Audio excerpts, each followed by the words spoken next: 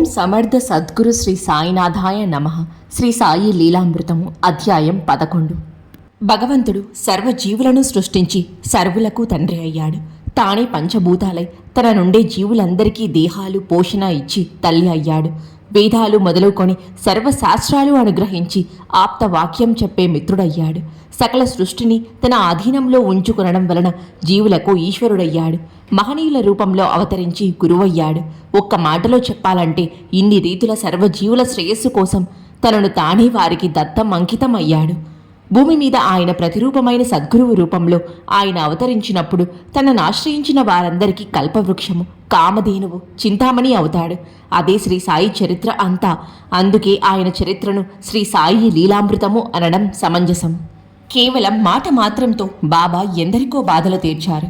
ఒకరోజు శ్యామ ఆయన చేతులు తుడుస్తుంటే ప్రేమగా ఆయన అతని బుగ్గ గిల్లారు. అతను కోపం నటిస్తే 72 జన్మల నుండి రక్షిస్తున్నా నిన్ను ఎన్నడూ గిల్లనైనా లేదు, ఇప్పుడు తాకకముందే కోపగించుకుంటావెందుకు అన్నారు. ఇలా గిల్లే దేవుడు మాకొద్దు, ప్రేమతో ముద్దులు మిఠాయిలు పెట్టే దేవుడే కావాలి. అటువంటి మీపై మాకు పూర్ణ విశ్వాసం ఉండేలా అనుగ్రహించండి అన్నాడు శ్యామ. సాయి నేనందుకే వచ్చాను అని ఆశీర్వదించారు. కానీ ఇతనికి ఒకసారి పాము కరచి త్వరగా విషమెక్కుతున్నది. అతని స్నేహితులు విరోబా ఆలయానికి పోదామన్నా అతడు మసీదుకే వచ్చి మెట్లెక్కుతున్నాడు. బాబా ఉగ్రులై, ఓరి దొంగ పూజారి, పైకెక్కవద్దు, దిగు, పో బయటికి, పైకి ఎక్కావో జాగ్రత్త అని గద్దించారు. శ్యామ నెవ్వరబోయాడు. ఆయన మరుక్షణమే ఎంతో ప్రేమగా, భయం లేదు, ఈ పకీరు నిన్ను తప్పక కాపాడుతాడు అన్నారు.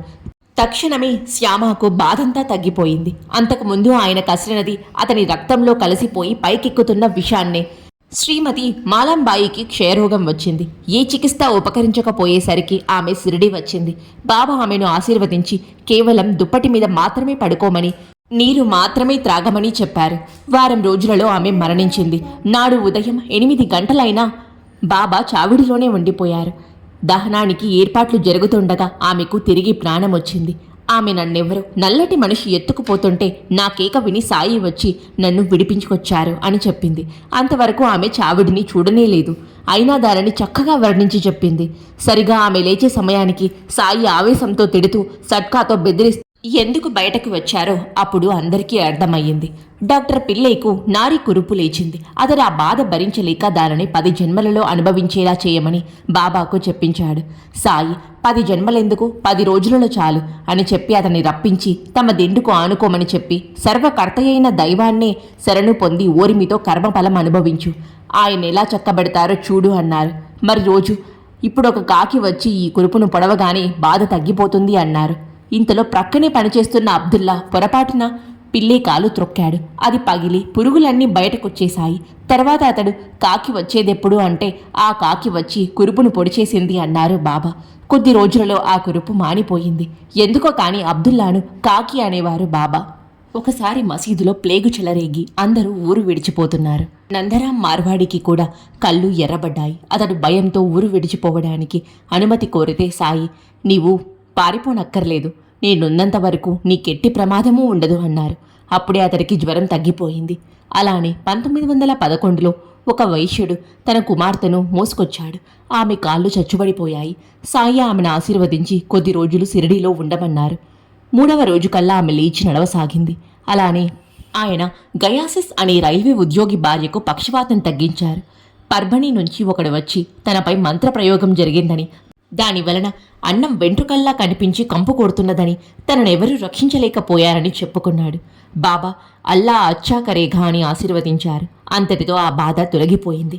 ఒకరోజు ఒక నిరుపేదరాలు నమస్కరించగానే, బాబా, అమ్మ, నీ ఇంటికొస్తున్నాను, నిరాకరించవద్దని నీ భర్తతో చెప్పు అన్నారు.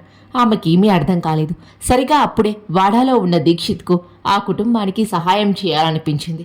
అతను ఒక కవర్లో పైకం ఉంచి మసీదు చేరి, బాబా ఇది పంపనా అన్నాడు. ఎవరికి ఏమిటి అనైనా అడగకుండా సాయి పంపించు అన్నారు. ఆ పైకం చూడగానే ఆ పేదరాలికి సాయి మాటలు అర్థమయ్యాయి. కోరకనే లభించిన సహాయం భగవత్ ప్రసాదమని సాయి భావం. ఒకరోజు నిరుపేద అయిన కార్నిక్ను చూసి సాయి నవ్వుతూ, అవో షావుకార్ అన్నారు. కొద్ది సంవత్సరాలలోనే అతడు కోటీశ్వరుడయ్యాడు. భీమాజీ పాటిల్కు క్షయరోగం వచ్చి తరచూ నెత్తురు కక్కుతున్నాడు. వైద్యులు అతడు బ్రతకడని చెప్పేశారు. నానాసాహెబ్ సలహాపై అతడు సిరిడి దర్శించాడు. శ్రీ సాయి మొదట అతడికి ఆ వ్యాధి పూర్వ పాపం వలన వచ్చిందని తాము నివారించమని చెప్పేశారు. కానీ అతడు కన్నీటితో శరణు వేడితే కరిగిపోయి, భయపడకు, ఈ మసీదులో కాలు పెట్టగానే ఎంత కష్టమైనా తీరవలసిందే, ఇక్కడి పకీరు దయామయుడు అన్నారు. సాయిని దర్శించిన క్షణం నుండి అతడికి నెత్తురు కక్కడం ఆగిపోయి అతని పరిస్థితి మెరుగు కావచ్చింది. బాబా అతడిని భీమాబాయి ఇంటి వద్ద ఉంచారు. నిజానికి ఆ ఇల్లు అటువంటి రోగికి ఏమాత్రమూ తగదు. కొద్ది రోజులకు అతడికి 2 కలలు వచ్చాయి. మొదటి కలలో పద్యాలు వల్లించినందుకు భీమాజీని టీచర్ కొట్టాడు. రెండవ కలలో అతడి గుండెల మీద ఎవరో గాని పెద్ద రోలర్ను అటూ ఇటూ దొర్లిస్తున్నారు. అతడికి భరించలేనంత బాధ కలిగింది. మెలకువ వచ్చేసరికి అతని వ్యాధి పూర్తిగా తగ్గిపోయింది.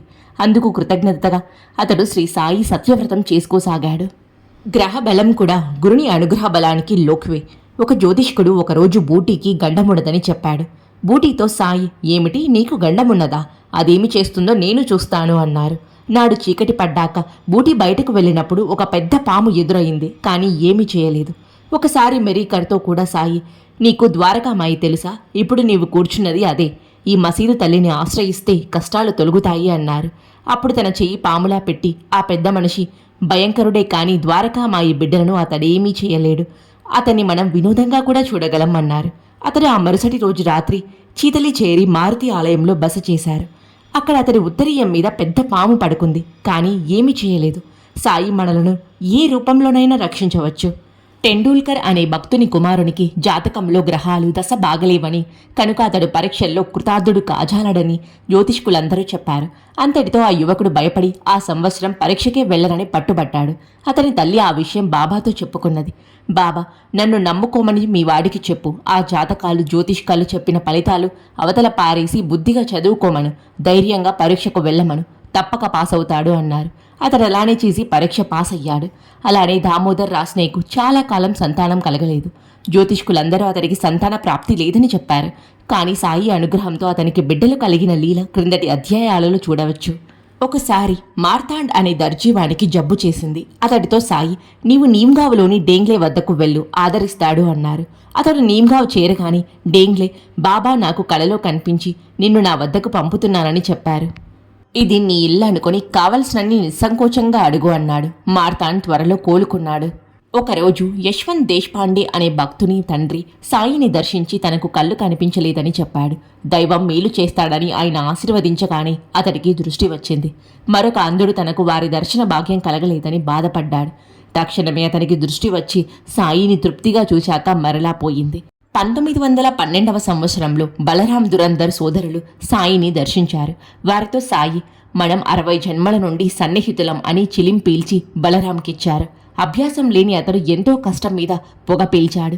6 సంవత్సరాలుగా అతన్ని బాధిస్తున్న ఉబ్బసం నాటితో అంతరించింది. ఒకరోజు బాపు సాహెబ్ జోగ్ తన తండ్రి శ్రాద్ధానికి తన శాఖ బ్రాహ్మణులను తీసుకురావడానికి బయలుదేరాడు. కానీ బ్రాహ్మణులు వారికై వారే వస్తారని బాబా చెప్పారు. సరిగా ఆ రోజుకు పుతంబా నుండి 2 బ్రాహ్మణులు సాయి వద్దకొచ్చారు. ఆయన వారిని జోగ్ వద్దకు పంపారు. వారిద్దరు గొప్ప పండితులే కాక జోగ్ శాఖవారే. ఒకరోజు టానే నుండి ఒక పెద్ద మనిషి వచ్చి తన కుమారుడు కొన్ని సంవత్సరాలుగా కనిపించలేదని సాయితో మొరపెట్టుకున్నాడు.